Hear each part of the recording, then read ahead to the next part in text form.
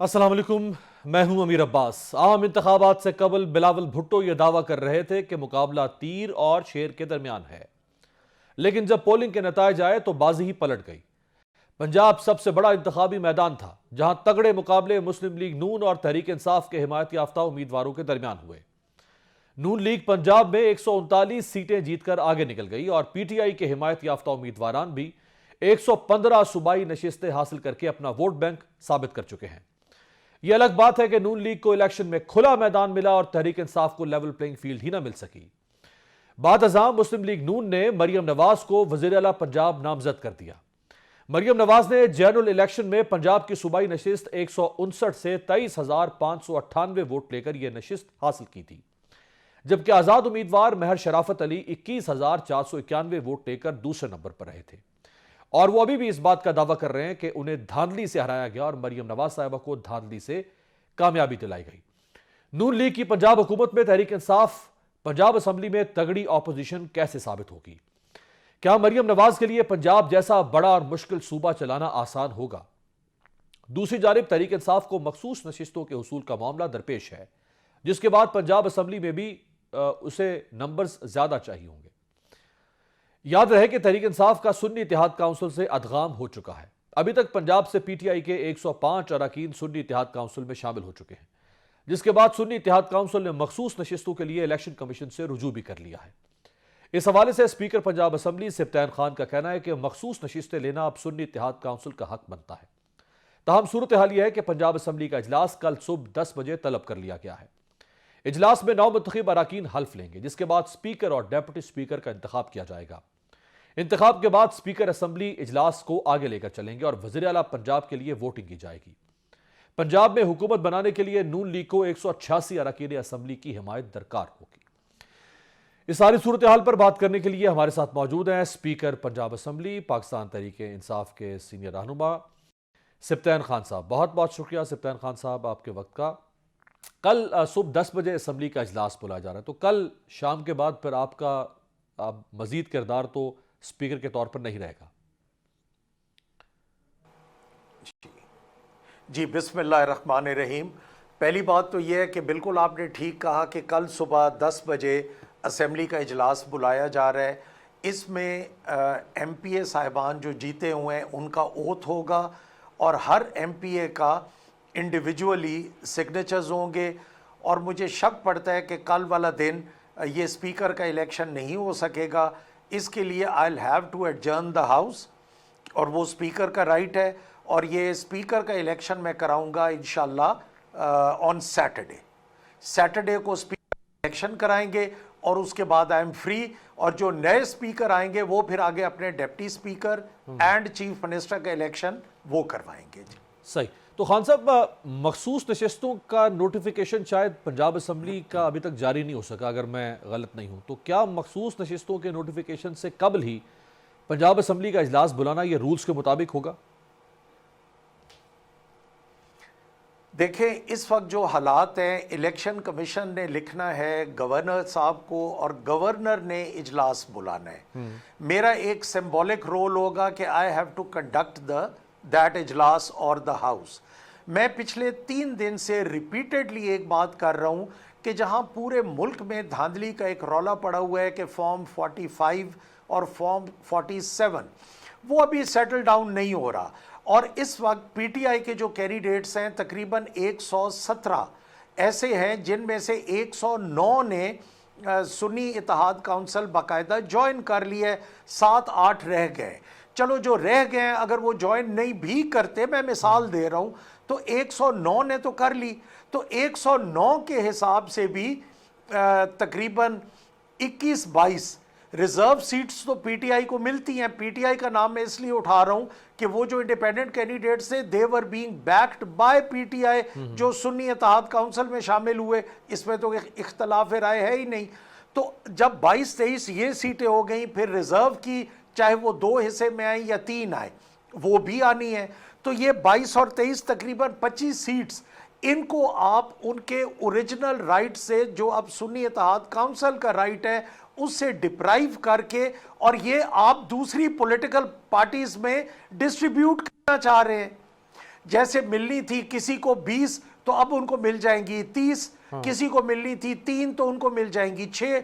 تو یہ جو اتحاد بن رہا ہے پی ایم ایل این اور پیپلز پارٹی اور پی ایم ایل کیو کا اور آئی پی پی کا، تو یہ تو چلے جائیں گے کہیں 250۔ مجھے 250 پہ ان کے جانے سے اختلاف نہیں، لوگوں نے جن کو ووٹ دیا بے شک وہ جائیں۔ اختلاف اس بات کا ہے کہ آج الیکشن کمیشن نے ڈیسائیڈ کرنا ہے۔ اگر وہ آج ڈیسائیڈ ہی نہیں کرتے تو کل مجھے سمجھ نہیں آ رہی کہ یہ اجلاس، اچھا دیکھیں نا اس میں بھی 2 باتیں نکلتی ہیں، الیکشن کمیشن ڈیسائیڈ کر دے، اس کے بعد جو سنی اتحاد کونسل والے حضرات ہیں وہ ہائی کورٹ میں چلے جائیں۔ اگر ہائی کورٹ کم از کم یہ 6 مہینے یا 3 مہینے یا 10 مہینے لیتا ہے تو کامن سینس کی بات ہے، تب تک تو اجلاس نہیں رک سکتا۔ لیکن پہلا سٹیپ تو الیکشن کمیشن کا ہے، ایٹ لیسٹ الیکشن کمیشن کو تو آج ڈیسائیڈ۔ خان صاحب یہ سارا جو آپ کا مفروضہ ہے یہ اس بنیاد پر آپ قائم کر رہے ہیں کہ الیکشن کمیشن سنی اتحاد کونسل کم تحریک انصاف یا تحریک انصاف کم سنی اتحاد کونسل ان کے حصے کی مخصوص نشستیں دوسری جماعتوں میں تقسیم کر رہا ہے، یہ آپ کا مفروضہ ہے، لیکن ایسا تو ممکن نہیں ہے۔ اس کی وجہ یہ ہے کہ مخصوص نشستیں تو آپ کی اسمبلی کی جنرل نشستوں کے مطابق آپ کو ملے گی، جتنی آپ کی ہیں اتنی ہی مل سکتی ہیں، جو تحریک انصاف کے حصے کی ہیں وہ خالی رکھی جا سکتی ہیں، وہ کسی اور کو تو نہیں دی جا سکتی۔ یہ میں مفروضے پہ بات نہیں کر رہا، یہ میں آپ کو قانون کی بات کر رہا ہوں کہ اگر ایک پولیٹیکل پارٹی کو، جو کہ غلط ہے، میں ساتھ یہ بھی کہہ رہا ہوں، ان کو دیوار سے لگایا جا رہا اور ان کو اپنا رائٹ نہیں دیا جا رہا تو ان کی سیٹس روکی نہیں جائیں گی۔ لیٹ سپوز ہائی کورٹ کا ڈیسیجن آتا ہے 3 مہینے کے بعد، آج یہ میں مفروضے پہ بات کر رہا ہوں۔ اول تو مجھے امید ہے کہ الیکشن کمیشن والے جو حضرات ہیں وہ ان کو سیٹس دے دیں گے سنی اتحاد کونسل کو۔ اب لیٹ سپوز وہ نہیں دیتے تو وہ سیٹس نہیں رکیں گی، وہ چلی جائیں گی دوسری پولیٹیکل پارٹیز میں۔ پھر ہائی کورٹ یا سپریم کورٹ ڈیسائیڈ کرتی ہے 3 مہینے کے بعد، 6 مہینے کے بعد، مثال میں دے رہا ہوں، یہ مفروض ہے۔ تو پھر وہ جو خواتین یا جو ریزرو سیٹس والے ہیں وہ پھر ڈی سیٹ ہوں گے، اور ان کی لسٹ کو اگر وہ خان صاحب یہیں پہ ایک اختلاف آپ سے میں آپ کے سامنے رکھنا چاہتا ہوں کہ آپ یہ فرما رہے ہیں کہ الیکشن کمیشن ان کے حصے کی سیٹیں باقی جماعتوں میں تقسیم کر دے گا۔ وہ کر نہیں سکتا کیونکہ باقی جماعتوں کو جو کیٹیگوریکلی آئین میں کوئی ایمبیگوٹی نہیں ہے کہ باقی جماعتوں کو ان جو نشستیں مخصوص ملیں گی وہ جنرل نشستوں کے تناسب سے ملیں گی، تو ان کی سیٹیں اگر بنتی نہیں ہے تو الیکشن کمیشن کیسے دے سکتا ہے؟ اچھا، اگر الیکشن کمیشن، آپ کی بات کا میں جواب دیتا ہوں، یہ کانسٹیٹیوشن پڑھا ہوا ہے، اگر الیکشن کمیشن یوں نہیں کر سکتا تو اس کا مطلب یہ ہوا کہ الیکشن کمیشن سنی اتحاد کونسل کو سیٹس دے دے، رولا ہی ختم ہو گیا، پرابلم ہی ختم ہو گئی، ہائی کورٹ سپریم کورٹ میں کسی کو جانے کی ضرورت ہی نہیں ہے۔ کچھ تو وہ کام ٹھنڈا ہوگا نا 45 اور 47 والا۔ ابھی فارم 45 اور 47 چل رہے ہیں، اس میں آپ ایک اور جھٹکا دے رہے ہیں کہ ہم سنی اتحاد کونسل کو ریزرو سیٹس بھی نہیں دیتے تو ان کو ہم دیوار سے، اور پھر اس کے اوپر تیسرا جھٹکا آپ یہ، اور یہ میں آپ کو پیشگی بتا رہا ہوں یہ کام ہوگا۔ اگر یہ سیٹس سنی اتحاد کونسل کو نہیں ملیں گی تو جو ریزرو سیٹس ہیں، لیٹ سپوز 4.2 یا 4.5 پہ ایک ریزرو سیٹ بن رہی ہے، وہ 3 پوائنٹ پہ آ جائے گی، اور یہ سیٹس ان میں ڈسٹرب ہوں گی، ڈسٹرب نہیں، ڈسٹریبیوٹ ہوں گی۔ یہ میں آپ کو پیش کی، پھر آپ میرے گواہ رہے ہیں اس بات کے، جو کہ میں کہتا ہوں پچھلے 3 دنوں سے کہ یہ نہیں ہونا چاہیے۔ تو یہ فارمولا اگر ہم اس فارمولے کو مان لیں، نہیں، اگر خان صاحب ہم اس فارمولے کو مان لیں، الیکشن کمیشن اس فارمولے پر کام کرتا ہے اور جس خدشے کا آپ اظہار کر رہے ہیں اگر یہ خدشہ ٹھیک ہے تو پھر الیکشن کمیشن تو قومی اسمبلی میں بھی سنی اتحاد کونسل کی جو نشستیں بنتی ہیں مخصوص وہ باقی جماعتوں میں دے دے گا، وہ کے پی کے میں بھی نشستیں تقسیم کر دے گا۔ 100%۔ یہ تو پورے ملک کا ایک مسئلہ بنے گا۔ یہی تو میں کہہ رہا ہوں، جب پنجاب میں وہ نہیں دے رہے تو how could you believe this کہ وہ آپ کو فیڈرل گورنمنٹ میں یا کے پی میں دے دیں گے یا بلوچستان یا سندھ میں؟ اگر یہ یہاں نہیں ملیں گی تو پھر کہیں بھی نہیں ملیں گی۔ یہی تو میں پچھلے 3 دن سے سمجھانے کی کوشش کر رہا ہوں کہ اس طرح آپ نے الیکشن کرا لیا، آنریبل سپریم کورٹ کا ایک ڈیسیجن تھا کہ بیٹ لے لو، بیٹ لے لیا، ٹھیک ہے، بسم اللہ۔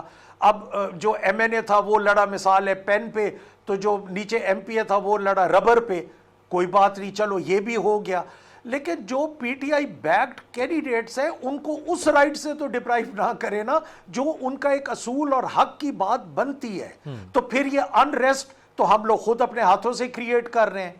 پھر لوگ سڑکوں پہ نکلیں گے, پھر لوگ احتجاج کریں گے, پھر ہم کہیں گے کہ یہ وائلیشن ہو رہی ہے, احتجاج کیوں کر رہے ہیں. تو ہم احتجاج کا پلیٹ فارم کیوں مہیا کر رہے ہیں؟ انصاف کر دیں, احتجاج کی ضرورت نہیں رہے گی. رائٹ. اب ذرا آپ سے متعلق بات کر لیتے ہیں. آپ شاید پی پی 88 سے امیدوار تھے لیکن آپ دستبردار ہو گئے یا آپ نے لڑنے کا فیصلہ واپس لے لیا, کیا وجہ ہے اس کی؟ جی, اس کی یہ وجہ ہے کہ ایک تو مجھے دیکھیں, ہم سیاستدان ہوتے ہیں جو لوگ, میجورٹی ہم لوگ عزت کے لیے الیکشن لڑنا چاہتے ہیں. مجھے اپنے لیے یہ الیکشن, پھر اللہ نے آپ کو عزت دی ہوئی ہے, آپ سپیکر کی پوسٹ پہ آئے ہیں, تو یہ مجھے الیکشن اپنے لیے فیزیبل نہیں لگ رہا تھا. پچھلے 30 سال سے الیکشن لڑتے آئے ہیں. منسٹری پہلی دفعہ جب مجھے وزارت ملی دیٹ واز 1992-93, تب ہماری تو پی ٹی آئی بنی نہیں تھی, 97-96 میں بنی ہے. تو میں تو 93 سے, بٹ پچھلے 13 سال جماعت کے ساتھ رہے. یہ میں اب ٹی وی پہ بات نہیں کرنا چاہتا, یہ مناسب نہیں ہے. ہر مشکل وقت میں جماعت کے ساتھ رہے, بٹ جماعت کا یہ ڈیسیجن تھا کہ آپ ٹکٹ اسپیکر کے علاوہ کسی اور کو دے دیں. تو میرا الیکشن نہیں بنتا تھا. میں بڑی کلیئرلی بات کر رہا ہوں, ہاؤ کین کہ میں اپنی جماعت کے خلاف الیکشن لڑوں, چاہے آپ میں یہ کہنا جیت بھی چاہتے ہیں جاتا. کہ یہ جو ممتاز اسد یا ممتاز اسد, اگر میں صحیح نام لے رہا ہوں, جو جن کو یہاں سے ٹکٹ دیا گیا, ان کو ٹکٹ دیا گیا اور آپ کو نہیں دیا گیا, یعنی جماعت نے آپ کو ٹکٹ نہیں دیا, آپ خود لڑنا چاہتے تھے لیکن آپ کو ٹکٹ ملا نہیں. ہاں, میں تب لڑنا چاہتا تھا جب میں اپنی پارٹی کے ٹکٹ پہ ہوتا. کئی لوگوں کو ٹکٹ نہیں ملا, وہ لڑ پڑے, لیکن مجھے مورلی نہیں لڑنا چاہیے تھا جب آپ سٹنگ سپیکر ہیں. کچھ ایتھکس اور مورلز بھی تو ہونے راجہ پرویز, اس کا مطلب ہے راجہ پرویز اشرف صاحب نے, میں نے فل نہیں خان صاحب, اس کا مطلب ہے راجہ پرویز اشرف صاحب نے امورالٹی دکھائی ہے. انہوں نے تو الیکشن لڑا ہے, وہ پھر مورالٹی پہ پورا نہیں اترتے کیا؟ میں نے ان کے بارے میں تو نہیں کہا, میں نے تو اپنے بارے میں. وہ بھی سپیکر ہے نا قومی اسمبلی کے. میں نے کسی کے بارے میں بھی نہیں کہا. میرا نہیں بنتا تھا, اس کی وجہ کہ 13 سال سے ایک جماعت کے میں ساتھ ہوں, سنس لاسٹ 13 years. اور پھر ایک ایم پی اے کا ٹکٹ جس میں 4-5 دفعہ آپ الحمدللہ حلف اٹھا چکے ہیں. 93 سے آپ حلف اٹھاتے آ رہے ہیں. پہلی دفعہ I was minister for presence جب پی ٹی آئی بنی نہیں تھی. اس کے بعد آپ ڈیفرنٹ موقعوں پہ الحمدللہ ہر دفعہ آپ منسٹریز لیتے رہے. پھر آپ کی جماعت نے آپ کو سپیکر بنایا. سپیکر بنا کے یہ آئی سوئر, یہ بات میں آئی سوئر میں دل سے کہہ رہا ہوں, ایم پی اے یا ایم این اے کی سیٹ جو ہے وہ بہت چھوٹی بات ہے. اللہ نے آپ کو عزت دی ہوئی ہے, آپ اپنے کام کریں. 5 سال دعا ہے کہ اللہ کرے کہ یہ غلطیاں نہ کریں اور 4-5 سال گورنمنٹ چلے. آپ اپنے کام کریں, انجوائے کریں. سکپ کی ہے, سیاست تو نہیں چھوڑی نا, اگلی دفعہ پھر لڑیں گے انشاءاللہ, بٹ چیئرمین کو نہیں چھوڑنا. اور یہ بھی مت سوچیں کہ کوئی ووٹوں کی وجہ ہے. نو, الیکشن ہوتے رہتے ہیں, ہار جیت ہوتی رہتی ہے. یہ ویسے زوم والی جملہ ہے کہ چیئرمین کو نہیں چھوڑنا. یہ آپ اپنے بارے میں کہہ رہے ہیں کہ انہیں نہیں چھوڑنا, یا آپ کسی اور کو کہہ رہے ہیں کہ انہیں نہیں چھوڑنا؟ اچھائی میں ٹھیک ہے.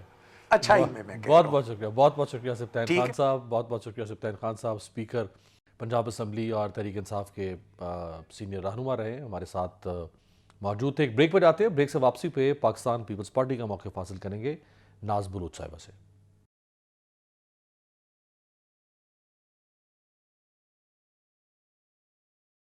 بریک کے بعد خوش آمدید. 8 فروری کو خاموش ووٹرز نے اپنا فیصلہ سنایا تو بڑے بڑے سیاسی پنڈتوں کے اندازے, دعوے اور تجزیے دھرے کے دھرے رہ گئے. انتخابی نشان بلے سے محروم اور مشکلات کا شکار تحریک انصاف کے آزاد امیدوار قومی اسمبلی کے نتائج کے اعتبار سے سب سے آگے نکل گئے. مسلم لیگ نشستوں کے حوالے سے دوسرے اور پیپلز پارٹی تیسرے نمبر پر رہی. پھر کئی دن کی بیٹھکوں اور جوڑ توڑ کے بعد مسلم لیگ نون اور پیپلز پارٹی نے ماضی قریب کی طرح ہاتھ ملا لیا اور اب وفاق میں ممکنہ طور پر پیپلز پارٹی کی حمایت سے نون لیگ کی حکومت بننے جا رہی ہے. हालांकि इंतखाबी मुहिम में बिलावल भुट्टो नून लीग को महंगाई लीग करार देते रहे। अब वफाक में बनने वाली नई हुकूमत को बाज तज्जियाकार पीडीएम का दूसरा ज़हूर करार दे रहे हैं। इस बार भी नून लीग के शहबाज शरीफ ड्राइविंग सीट पर होंगे, लेकिन पीपल्स पार्टी काबीना का हिस्सा नहीं होगी। यानी जब भी पीपल्स पार्टी और ऑपोजिशन का दिल इत्तेहादी हुकूमत से भर जाएगा तो उसे घर भेजना चुटकियों का काम होगा। जेयूआई फे ने इस नई मुफाहमत पर कड़ी तनकीद करते हुए कहा है कि तीर और शेर के दरमियान यह शादी बिलजबर है और तीसरी कुव्वत ने जबरदस्ती करवाई है। यहां सवाल यह है कि पीपल्स पार्टी की क़यादत नून लीग को हुकूमत साजी में हिमायत तो फराहम कर रही है, लेकिन काबीना का हिस्सा बनने से क्यों कतरा रही है? क्या पीपल्स पार्टी नई हुकूमत के फैसलों का बोझ उठाने को तैयार नहीं? क्या नून लीग और पीपल्स पार्टी की नई मुफाहमत जरूरी थी या मजबूरी? मीडिया रिपोर्ट्स के मुताबिक पीपल्स पार्टी ने वजारत उज़्मा के लिए शहबाज शरीफ की हिमायत के बावजूद अहम तरीन आईनी ओहदों के लिए अपनी शराइत मनवा ली हैं। दूसरी जानिब नून लीग की जानिब से मरियम नवाज को वज़ीर आला पंजाब नामजद करने के बाद ये खबरें भी सामने आ रही हैं कि सिंध में भी मुमकिन तौर पर किसी खातून को वज़ीर आला नामजद किया जाएगा। ज़राए के मुताबिक फरियाल तालपुर वज़ारत आला की सबसे मजबूत उम्मीदवार बनकर सामने आई हैं। फरियाल तालपुर के इनकार पर मुराद अली शाह, नासिर हुसैन शाह और शर्जील इनाम मेमन में से किसी एक को नामजद किया जाएगा।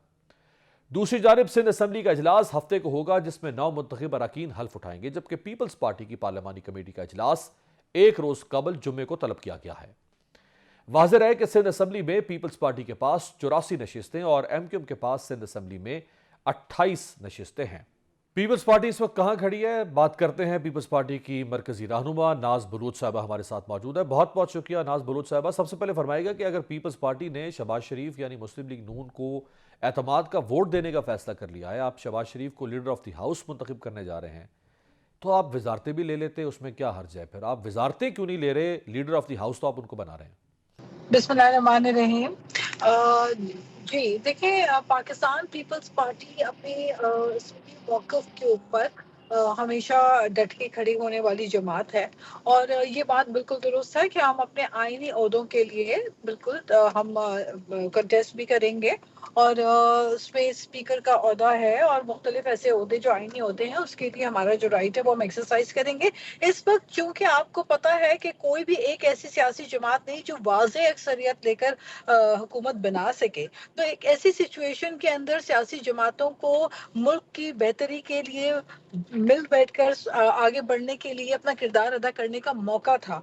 ये वाज़ेह तौर पे हम बार बार कहते रहे कि अगर तो जो है पीटीआई समझती है कि जो आज़ाद उम्मीदवार हैं उनकी इतनी नंबर्स हैं, उनकी इतने तादाद मुकम्मल है, तो वो आए और अपनी हुकूमत बनाए। अगर उनके साथ कोई शामिल हो के उनकी हुकूमत बनाने में कोई शामिल हो रहा है उनके साथ, लेकिन चूंकि कोई और जमात जो है वो आगे बढ़कर अपने तादाद मुकम्मल नहीं कर पा रही थी, ऐसे में बहुत जो है वो अफाम तफहीम के साथ और काफ़ी लेंथी एक्सरसाइज के बाद जो है ये पाकिस्तान पीपल्स पार्टी ने फैसला किया। और ये फैसला इसीलिए किया ताकि कोई ऐसा डेडलॉक ना हो, कोई मजीद ऐसी रुकावट ना हो जिससे पार्लियामेंट को नुकसान पहुंचे। तो जहां तक बात वजारतों की रही, तो वो डेफिनेटली हमारा ये जो पार्टी का मौकफ है ये हमारी सीईसी में, क्योंकि पीपल्स पार्टी जो है वो जो भी फैसला हमारा होता है वो सीईसी में सबकी मशावरत से होता है और ये सीईसी का ही फैसला था कि पार्टी जो है वो काबीना का हिस्सा ना बने, लेकिन हुकूमत के लिए हुकूमत बनाने के लिए अपना किरदार अदा करते हुए आगे बढ़े ताकि मुल्क आगे बढ़े। और ये जो अवाम का और मुल्क का नुकसान है ये ना हो, कहीं कोई ऐसी कैफियत या ऐसी सिचुएशन ना बने जिसकी वजह से मुल्क में कोई बहरान पैदा हो। नासिर भाई, ये बताएं कि क्या पीपल्स पार्टी इसलिए नून लीग के साथ हुकूमत में शामिल नहीं होना चाहती कि वो नून लीग के फैसलों का बोझ उठाने को तैयार नहीं है?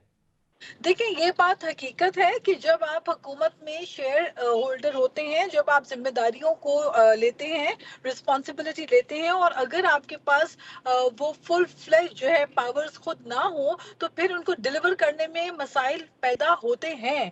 तो ऐसे में अगर पीएमएलएन जो है वो खुद जिम्मेदारी लेगी और अपने मामलात आगे बढ़ाएगी, जो कि वो कमिटमेंट कर रहे हैं और हमने इसी कमिटमेंट के ऊपर कि मुल्क की मुआशी बहरान को ख़त्म کیا جائے اس کمٹمنٹ کے اوپر کہ عوام کی مشکلات کو کم کیا جائے. یہ بنیادی جو کمٹمنٹس ہیں وہ عوام کی بہتری کے لیے جو اصولی کمٹمنٹس ہیں اس کے اوپر پورا اترنے کی یقین دہانی دی گئی. اسی لیے ہم آگے بڑھ رہے ہیں اور ڈیفینیٹلی جب آگے بڑھ رہے ہیں تو ہم جواب طلبی بھی لیتے رہیں گے اور ہم یہ ایشورٹی بھی لیتے رہیں گے اور ہم یہ اوپر سے آبزرو بھی کریں گے ان چیزوں کو تاکہ ایک چیک اینڈ بیلنس کا سسٹم بھی رہے اور وہ جو کمٹمنٹس ہیں جو حکومت کر رہی ہے آنے والے انشاءاللہ کچھ ہی دنوں کی بات ہے جب پارلیمنٹ قیام میں آئے گی تو وہ اپنی کمٹمنٹس بھی پوری کرے گی اور وہ وعدے بھی پوری کرے گی جو عوام سے انہوں نے کیا اور وہ بھی ان کو پورا کرنا پڑے گا جو سیاسی جماعتوں سے کمٹمنٹ انہوں نے لی ہے کہ وہ ان اپنے اصولی موقف کے اوپر پورا اتریں گے, وہ ان مسائل کا حل نکالیں گے, عوام کے جو بنیادی ایشوز ہیں کور ایشوز ہیں جو اسپیشلی معیشت سے ریلیٹڈ ایشوز ہیں ان بحران کو ختم کرنے میں اپنا کیا کردار ادا کرتے ہیں. جی پیپلز پارٹی اگر یہ سمجھتی ہے کہ نون لیگ کو مکمل طور پہ اپنی پالیسیز کے تحت اپنے فیصلوں کے تحت حکومت کرنی چاہیے اور نون لیگ کو بھی اعتراض نہیں ہوگا یا وہ بھی شکوہ نہیں کر سکے گی یا جواز نہیں دے سکے گی کہ ہمارے ساتھ تو پیپلز پارٹی بیٹھی تھی, اگر نون لیگ پرفارم نہیں کر پاتی جتنا عرصہ بھی حکومت چلتی ہے تو پیپلز پارٹی بری و ذمہ تو نہیں ہو پائے گی لوگوں کی نظروں میں, کیونکہ حکومت کو تو پیپلز پارٹی نے ہی قائم رکھا ہوگا اور حکومت بنائی بھی پیپلز پارٹی نے اور قائم بھی پیپلز پارٹی کے ووٹوں سے رہے گی. اگر آپ وزارتیں نہ بھی لیں یہ امپریشن آپ پھر بھی ظاہر نہیں کر پائیں گے کہ یہ حکومت ہماری نہیں ہے, یہ حکومت صرف نواز شریف کی یا شہباز شریف کی ہے. حکومت آپ کی بھی تصور کی جائے گی لوگوں کی نظروں میں اور جواب دہی تو آپ کو بھی کرنا پڑے گی. دیکھیں جب جواب دے تو تب ہم ہوں ڈیفینیٹلی اکاؤنٹیبلٹی تو ہوتی ہے اور وہ سیاست دان ہی کیا جو یہ سمجھے کہ اس کی اکاؤنٹیبلٹی نہیں ہوگی. جب ہم پارلیمنٹ پہنچتے ہیں اس دن سے ہماری اکاؤنٹیبلٹی جو ہے وہ سٹارٹ ہو جاتی ہے. اس دن سے ہی جب ہم ذمہ داری ایز اے لیجسلیٹر لیتے ہیں ہم تب سے ہی اپنے عوام کو جواب دہ بھی ہوتے ہیں. تو اکاؤنٹیبلٹی تو ہے اور رسپانسبلٹی تو ہے سب کی ہے, ہر ایم این اے کی ہے, ہر پارلیمنٹیرین کی رسپانسبلٹی ہوتی ہے کہ وہ ایشور کروائے ان پرومسز کو جو عوام سے کیے گئے وعدے ہیں اس کو فلفل کرے. لیکن جو پیپلز پارٹی کا منشور ہے, جو ہمارا 10 نکاتی منشور جس کو لے کر بلاول بھٹو صاحب نے پوری کیمپین چلائی, پوری الیکشن کی کیمپین ہم نے کراچی سے لے کر خیبر پختونخوا, بلوچستان, پنجاب ہر جگہ جا کے ہم نے وہ کیمپین کی اور وہ جو کیمپین تھی اس میں جو ہمارے نکات تھے وہ تو 100% ہم اس کو تب فلفل کر سکتے تھے جب ہمارے پاس واضح اکثریت سے ہم آتے اور ہم اپنی حکومت بناتے اور وزیر اعظم جو ہے وہ پیپلز پارٹی سے ہو. لیکن اس وقت چونکہ نمبرز کا ایشو ہے اور نمبرز جو ہے وہ کسی بھی سیاسی جماعت کے پاس, نہ نون لیگ کے پاس واضح طور پہ اکثریت تھی, نہ تو پی ٹی آئی کے پاس تھی, البتہ Pakistan Peoples Party second largest party بن کر سامنے ابھری ہے. تو یہ تو نمبرز کی سچویشن ایسی تھی کہ ہمیں آگے بڑھنا تھا. ہم اس میں دوبارہ تو الیکشنز نہیں کرا سکتے. ہم ظاہری بات ہے ملک ایک مشکل حالات سے گزر رہا ہے, اس میں معاشی سچویشن کا بھی ہمیں ادراک ہے, اندازہ ہے. لہٰذا جو ہماری کمٹمنٹس ہیں, جو ہماری عوام کے ساتھ کمٹمنٹس تھیں, تو وہ تو ہم 100% تب فلفل کر سکتے جب ہمارے پاس اپنا ہماری پیپلز پارٹی کے وزیر اعظم ہوتے. لیکن بات یہ ختم نہیں ہوتی. جب ہم حکومت کے ساتھ پی ایم ایل این کے ساتھ کھڑے ہوں گے تو ہم اپنی حد الامکان کوشش کریں گے کہ جو وعدے ہم نے اپنے لوگوں سے کیے ہیں الیکشن سے پہلے, ہم ان وعدوں کو پورا کرنے کے لیے 100% اپنی ایفرٹس لگائیں. اس میں سے کئی ساری ایسی چیزیں ہیں جو شاید ہم کامیاب بھی ہو جائیں ان وعدوں کو پورا کرنے میں, لیکن ہو سکتا ہے چونکہ اتحادی گورنمنٹ کے اندر ہر بات جو ہے وہ آپ کی مرضی کے مطابق نہیں چلتی, ڈیلیز ہوتے ہیں اور جو ہے ان ڈیلیز کو کنٹرول کرنا پڑتا ہے. بہت ساری شارٹ کمنگز ہوتی ہیں, ان کو دیکھنا پڑتا ہے. فل فلیج پاورز تو نہیں ہوتے, لیکن اگر ہم اپنی ذات کا سوچیں, اگر ہم ایز اے پولیٹیکل پارٹی اپنی انفرادی اپنی پارٹی کے بارے میں سوچیں تو میرا خیال ہے پھر تو ہم آگے نہیں بڑھ سکتے تھے. اور ہمارا آگے بڑھنا عوام کے حق میں بہتر ہے, ہمارا آگے بڑھنا ملک کے حق میں بہتر ہے. ہم اسی لیے آگے بڑھے اور یہ راستہ ہم جو اختیار کر رہے ہیں وہ ہم اسی لیے کر رہے ہیں کہ ایگو پالیٹکس, پرسنل پالیٹکس کو پیچھے رکھ کے ہم جب ملک کا سوچتے ہیں تو ہمیں یہ فیصلے ایسے کرنے پڑتے ہیں جس سے جو ہے ہم آگے بڑھیں. جی ناز بلوچ صاحبہ, جے یو آئی کافی تنقید کر رہی ہے اس اتحاد کے اوپر اور حافظ عبداللہ صاحب نے کہا ہے کہ یہ جو اتحاد ہے پیپلز پارٹی اور مسلم لیگ نون کا, یہ بالجبر شادی ہے، اس تاثر کو کیسے زائل کریں گے آپ کہ یہ رضامندی سے ہو رہا ہے سب کچھ پیپلز پارٹی اور نون لیگ میں، کروایا نہیں جا رہا؟ دیکھیں کوئی جبرن تو اتحاد کوئی پارٹی نہیں کرتی ہے. پاکستان پیپلز پارٹی تو وہ سیاسی جماعت ہے جس نے آئین پاکستان متفقہ آئین پاکستان 73 کا دیا. ہم نے پچھلے سال ہی golden jubilee of the constitution of Pakistan celebrate کی. دنیا بھر سے ہم لوگ آئے اس ہمارے ایونٹ میں سیلیبریٹ کرنے کے لیے. تو پیپلز پارٹی تو کانسٹیٹیوشن کے اوپر بلیو کرنے والی جماعت ہے. پیپلز پارٹی نے ہمیشہ مشکل وقتوں میں سیکریفائس کیا. تو ہم کبھی یہ نہیں کہتے کہ ہم جبری طور پہ تو کبھی کسی سے کوئی بات نہ منوائی جاتی ہے، نہ پیپلز پارٹی جبر کی بنیاد کے اوپر فیصلے کرتی ہے. ہم عقل کی بنیاد پہ فیصلے کرتے ہیں، اور عقل اور شعور یہ کہتی ہے کہ یہ ایک ایسا وقت ہے جس کے اندر کشیدگی کو بڑھانے کی سیاست نہیں کرنی چاہیے. اپنی ذات کی پالیٹکس کو پیچھے رکھ کے ملک کا سوچنا جس جماعت کی ترجیح ہوگی تو اس نے کوئی راستہ نکالنا ہوتا ہے. وہ راستہ جمہوریت کا راستہ ہے، وہ راستہ پارلیمنٹ کا راستہ ہے، وہ راستہ حکومت کا راستہ ہے، وہ راستہ خوشحالی کا راستہ ہے. جس راستے کے لیے ہم نے اگر ہاتھ بڑھایا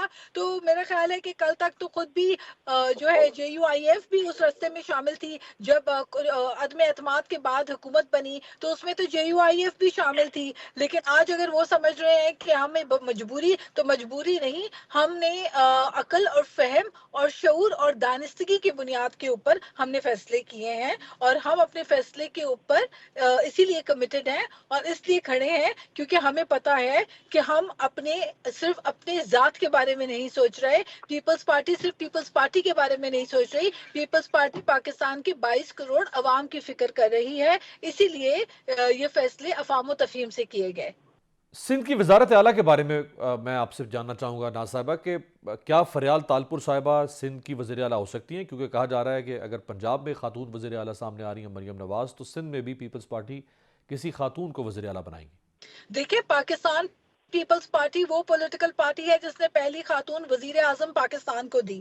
پاکستان پیپلز پارٹی وہ پارٹی ہے جس نے اسپیکر نیشنل اسمبلی خاتون کو بنایا. پاکستان پیپلز پارٹی نے پہلی خاتون وزیر خارجہ دی. تو پاکستان پیپلز پارٹی تو ویمن امپاورمنٹ کو ہمیشہ یقین بھی رکھتی ہے اور ویمن کو آگے پروموٹ بھی کرتی ہے، امپاور بھی کرتی ہے. تو پیپلز پارٹی میں ڈیفینیٹلی ہمارے پاس، اور پھر اگر آپ جو ابھی تو پارٹی نے فائنلائز کرنا ہے، فائنل نام آئے گا تو آپ بھی سنیں گے، ہم بھی سنیں گے، پورے میڈیا کو پتا چلے گا، پوری عوام کو پتا چلے گا.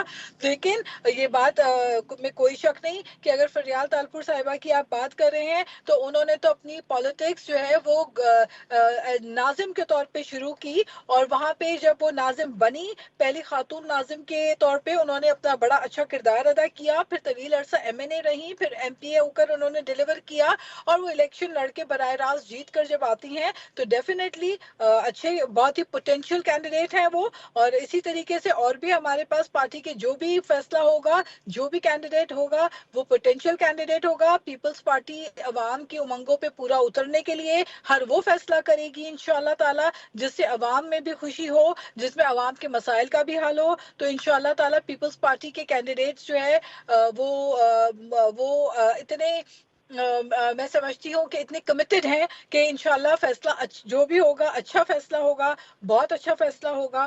تو اور آپ کو بھی پتہ چلے گا اور جلد اناؤنس ہو جائے گا انشاءاللہ. بہت بہت شکریہ ناز بلوچ، پاکستان پیپلز پارٹی کی مرکزی رہنما ہمارے ساتھ موجود تھیں. ایک بریک پہ جاتے ہیں، بریک سے واپسی پہ آپ کے سامنے رکھیں گے نئی حکومت جو منتخب ہونے جا رہی ہے اگلے چند دنوں میں، اس حکومت کے سامنے کون کون سے سیاسی اور معاشی چیلنجز ہوں گے.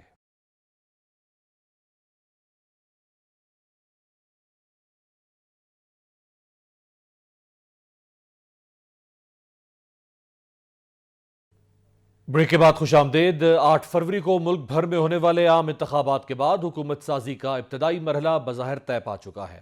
وفاق میں مسلم لیگ نون، MQM اور پیپلز پارٹی کی حمایت سے حکومت بننے جا رہی ہے، اور خیبر پختونخوا میں تحریک انصاف یعنی سنی اتحاد کونسل کی حکومت بنے گی.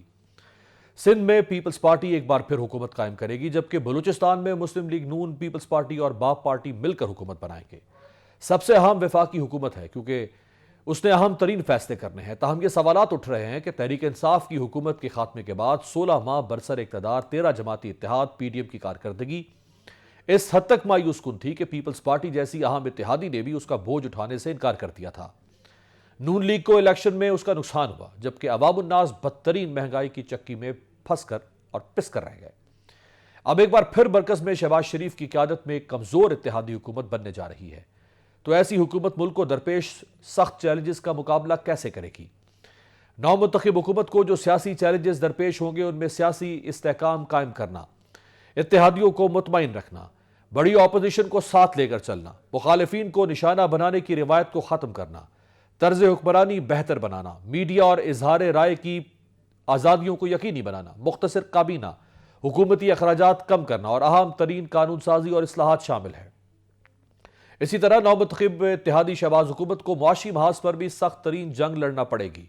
حکومت کو جو معاشی اقدامات کرنا ہوں گے ان میں مہنگائی کو کم کرنا، بجلی گیس کی قیمتوں میں تخفیف، پیٹرول کی قیمتوں میں ریلیف، غیر ملکی قرضوں کا بوجھ کم، روپے کی قدر میں اضافہ، ڈالر کو قابو میں رکھنا، IMF پر انحصار کرنا، پاکستان پر واجب الادا قرضوں کی واپسی، زراعت و صنعتوں کو سہولیات فراہم کرنا، چھوٹے تاجروں دکانداروں کو ریلیف فراہم کرنا، خسارے کے شکار اداروں کی نجکاری اور اسی طرح کے دیگر اہم اور سخت فیصلے شامل ہیں۔ BBC کی رپورٹ کے مطابق پاکستان کے ذمے واجب الادا قرضوں کی وجہ سے جہاں ملک کی معیشت اور اس میں ترقی کی رفتار متاثر ہو رہی ہے، دوسری جانب اس کی وجہ سے ایک عام پاکستانی کی زندگی بھی شدید متاثر ہوئی ہے اور مزید متاثر ہوگی۔ ملک میں اس وقت مہنگائی کی شرح 28% سے زائد ہے، جس میں IMF کی شرائط پر بجلی و گیس کے نرخ بڑھانے نے بہت زیادہ اضافہ کیا ہے۔ پاکستان کے ذمے واجب الادا مجموعی قرض کا اگر ڈالر میں حساب لگایا جائے تو یہ 131 ارب ڈالرز بنتا ہے۔ پاکستان کو 30 جون 2024 مالی سال کے اختتام تک 10 ارب ڈالر کا قرض واپس کرنا ہے۔ اسٹیٹ بینک آف پاکستان کے گورنر جمیل احمد کے مطابق 24.5 ارب ڈالرز کی واپسی میں سے کافی ساری رقم واپس کر دی گئی ہے یا پھر اس قرضے کو رول اوور کر دیا گیا ہے۔ مرکزی بینک کے پاس اس وقت 8 ارب ڈالرز کے زر مبادلہ ذخائر ہیں، جس کے ذریعے قرضوں کو بھی ادا کرنا ہے اور ملک کی درآمدات کے لیے ادائیگیاں بھی کرنی ہیں۔ توانائی کے شعبے میں گردشی قرضہ 2310 ارب روپے تک جا پہنچا ہے۔ اب دیکھنا یہ ہے کہ شہباز شریف کی قیادت میں نئی حکومت ان سخت چیلنجز کا مقابلہ کیسے کرتی ہے۔ آج تک کے لیے اتنا ہی، آپ سے ملاقات ہوگی پیر کے روز۔ دیکھتے رہیے گا جمہوریت۔